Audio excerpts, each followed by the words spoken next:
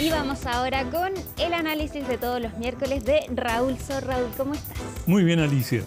Raúl, ¿resulta contraproducente hablar de los estragos que deja este conflicto en Gaza, de los armamentos que se utilizan, mientras en paralelo Donald Trump celebra este triunfo de que los países de la OTAN están aumentando su gasto en defensa, o se comprometieron a aumentar su gasto en defensa en un 5% del PIB?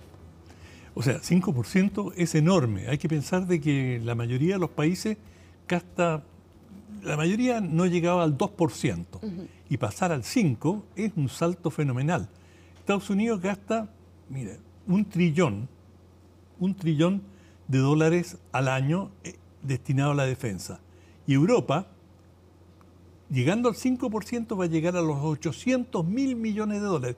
Son cifras enormes. Y bueno, históricamente se ha hablado de la disyuntiva entre cañones y mantequilla. Es decir, armas o bienestar, mantequilla como sinónimo de bienestar. Y esto es el título de un libro muy famoso que cuestionaba los volúmenes del gasto militar. Bueno, la Unión Europea ha sido víctima de, no diría víctima, pero ha sufrido la presión creciente de Estados Unidos para que eleve su gasto militar. Y la tesis de Washington es: ¿por qué tenemos que pagar nosotros por la seguridad de los europeos? Son países ricos, ustedes pueden perfectamente asumir sus costos. Y nosotros, claro, les vamos a colaborar, pero primero asegúrense que ustedes pueden lograr la defensa que requieren. Y por lo tanto, la mayoría de los países va a tener que más que duplicar. Y el gasto de defensa se divide en dos categorías, básicamente, en cuanto a este 5%, 3,5% directamente a armamento, personal militar, es decir, gasto militar duro. Y el 1,5% restante a la infraestructura de defensa o también colaboración a tareas militares en otros lugares, como por ejemplo Ucrania. O sea, varios países europeos están haciendo donaciones y dando un respaldo muy importante a Ucrania, y esto es lo que, digamos, con eso pueden completar el 5%, y eso lo van a verificar hacia el 2029, y esta meta, ahí van a verificar si están en camino de cumplir con este compromiso, pero el compromiso debería completarse para el 2035.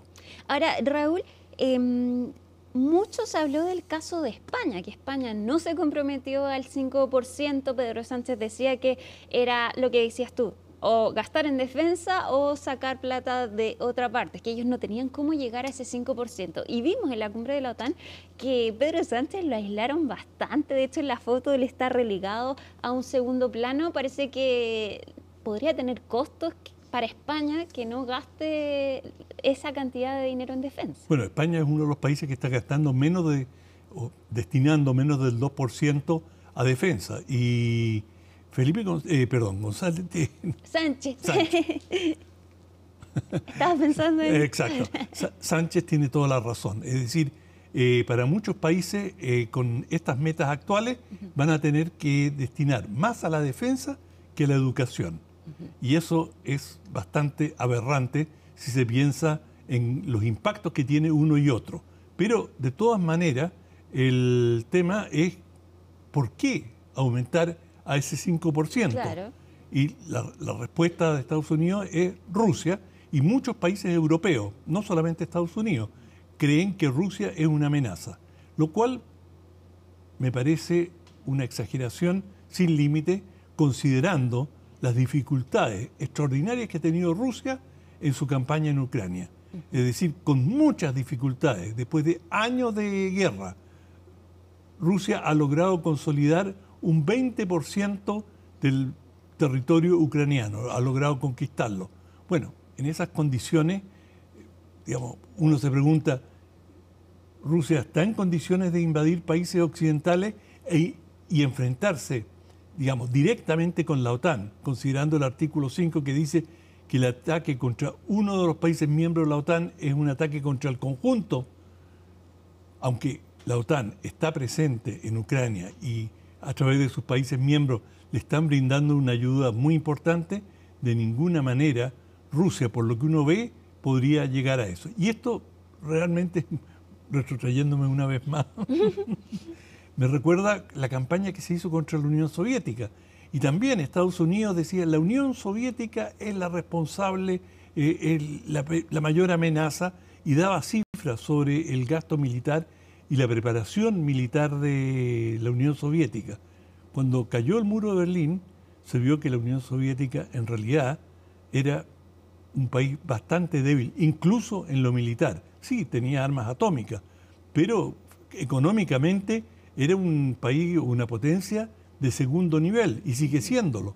Por lo tanto, postular de que Rusia es una amenaza que justifica alterar completamente los presupuestos del conjunto de Europa, me parece que es una postura militarista que, como en el pasado, lo que produce es pérdida que a la larga la pagan los ciudadanos, y en el caso de, por ejemplo, la Unión Soviética, mucho de su pobreza relativa o de las condiciones precarias en que vivía el pueblo soviético se debía a que destinaban una parte desproporcionada al gasto militar, sin que eso a la larga les trajera ningún beneficio. Pero Raúl, entonces, ¿por qué los países aceptan? ¿Por la amenaza entonces de Donald Trump de salirse de la OTAN? ¿Eso les costaría más caro si es que no cuentan con el apoyo de Estados Unidos? ¿Habrá sido esa la lógica detrás de aceptar este aumento del presupuesto? Bueno, hasta ahora la tranquilidad y la paz militar en Europa ha estado asegurada por Estados Unidos. Estados Unidos es la garantía. Estados Unidos le ha brindado lo que se denomina el paraguas nuclear a los europeos, y Estados Unidos, bueno, el presidente Trump ha dicho, mira, los que no aporten en cantidades importantes, que se rasquen con sus propias uñitas, nosotros no vamos a respetar necesariamente el artículo 5, solamente nos vamos a movilizar por aquellos que hayan cumplido con sus compromisos. Y lo que Estados Unidos está tratando de lograr es liberarse de la carga económica de la OTAN y concentrarse frente a China, donde estima que está su amenaza principal. Ahora, es raro cuando, claro, hablamos de China, porque China no suele, o por lo que dicen, no suele hablar mucho de los conflictos bélicos, mantienen una postura bien diplomática, no entregan su apoyo tan explícitamente a Irán o a Rusia, como tienden a no hablar en términos bélicos. Bueno, como lo hemos dicho, China básicamente se preocupa de sus problemas y no trata por todos los medios de no involucrarse en los conflictos de terceros.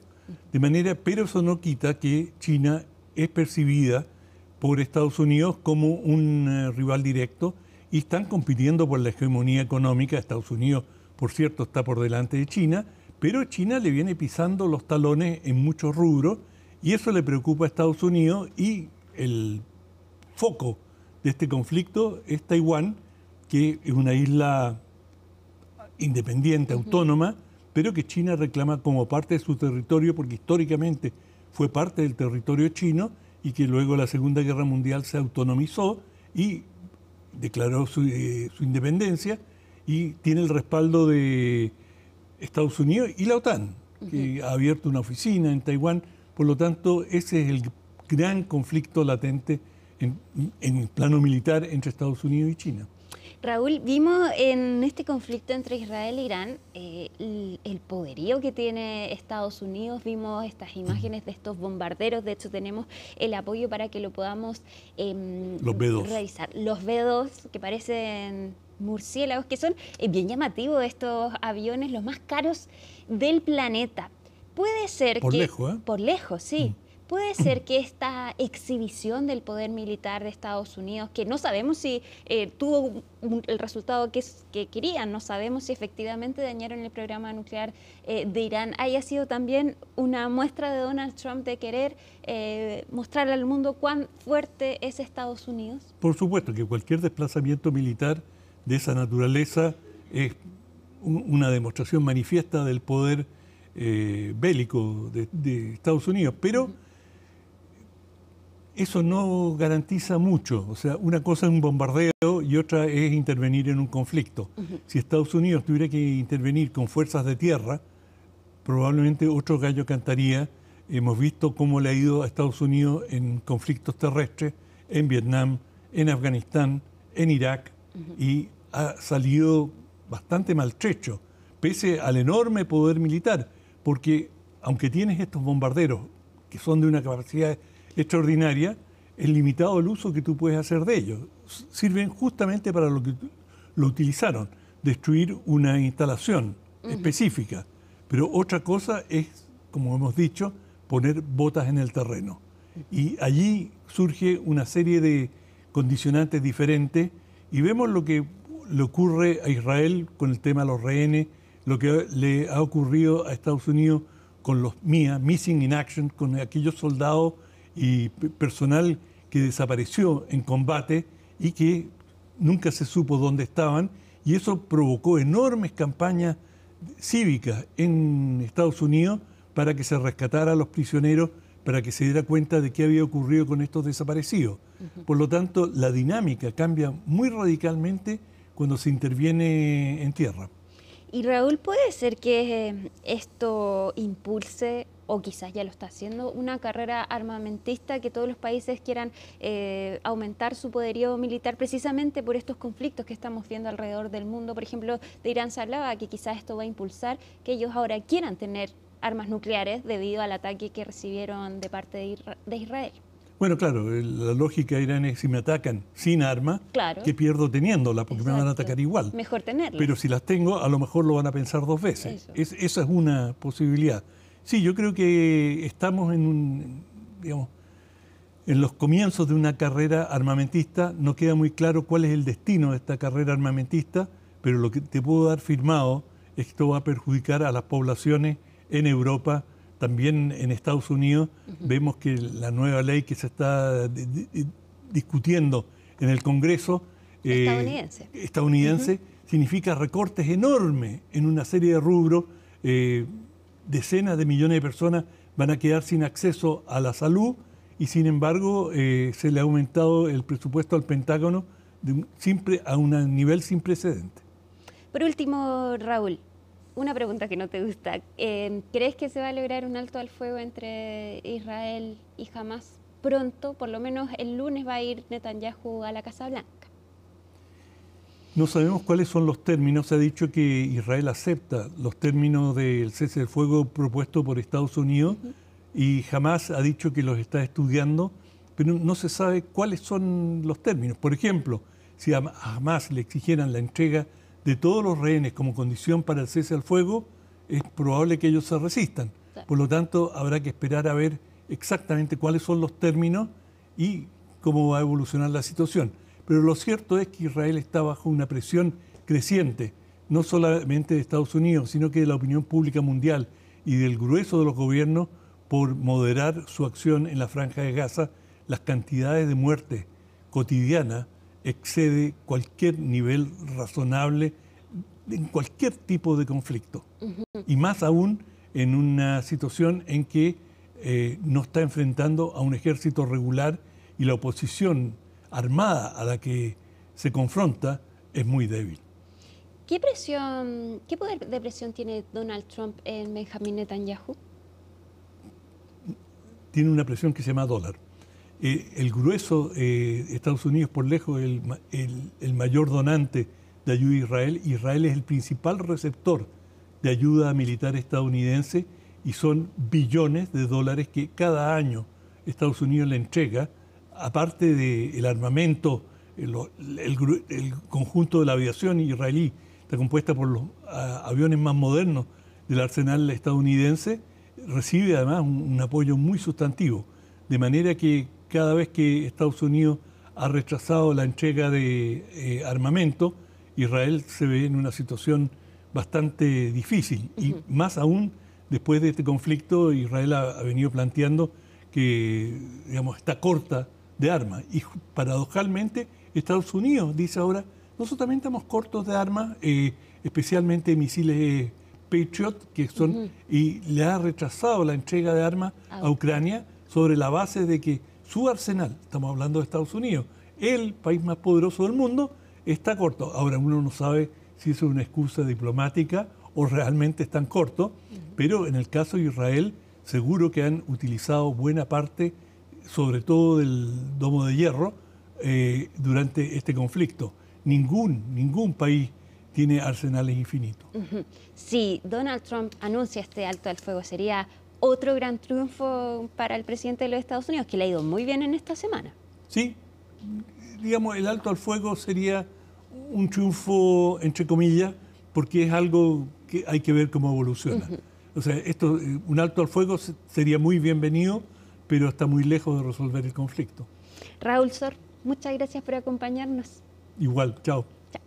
Y nosotros llegamos hasta el final de Conexión Global Prime. Por supuesto, si quieren revisar este capítulo, ya está disponible en nuestra página de YouTube. Muchas gracias por acompañarnos. Por supuesto, vamos a estar pendientes a cómo se desarrolla este conflicto. Que estén muy bien y buenas noches.